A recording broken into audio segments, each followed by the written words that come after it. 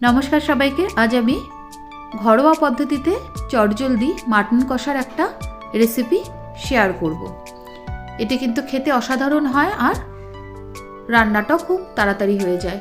প্রথমে আমি 2 KG mutton ভালো করে ধুয়ে একটু উষ্ণ জলে ধুয়ে নিয়েছিলাম 3 থেকে 4 বার। 2 চামচ আদা রসুন বাটা আর ছোটো বাটির হাফ বাটি কোরানো পেঁপে দিয়েছিলাম, এতে মাংসটা খুব ভালো সেদ্ধ হবে। দিয়েছিলাম মাঝারি সাইজের 2টো টমেটো আর 2টো পেঁয়াজ একসাথে পেস্ট করে এটাকে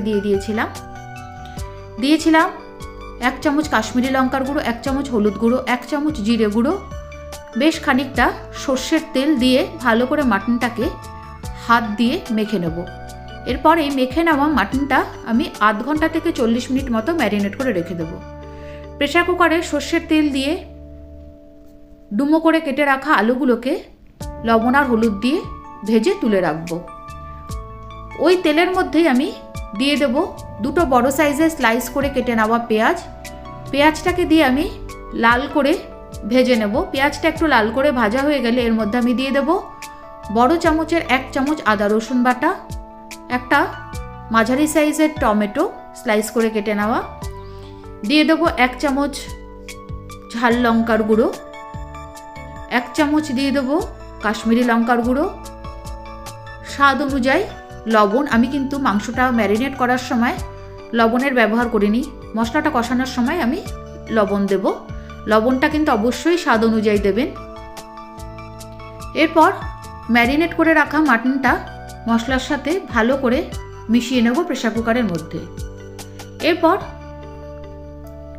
গ্যাসের ফ্লেমটাকে মিডিয়াম করে দিয়ে ঢাকা দিয়ে আমি মাটনটাকে কষিয়ে নেব যতক্ষণ না তেল ছেড়ে বেরিয়ে আসে। মোটামুটি মাংসটা হাফ সেদ্ধ হয়ে আসলে এর মধ্যে আমি দিয়ে দেব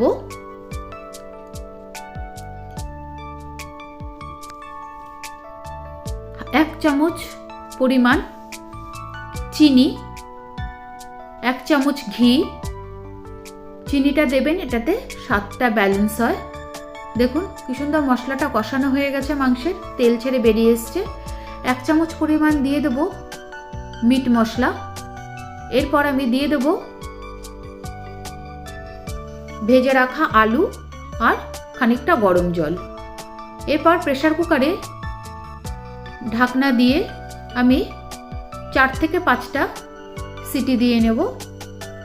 সামান্য গরম মশলা ছড়িয়ে নামিয়ে নেব। রেসিপিটি কেমন লাগলো অবশ্যই কিন্তু জানাবেন, আর ভালো লাগলে শেয়ার করে দেবেন।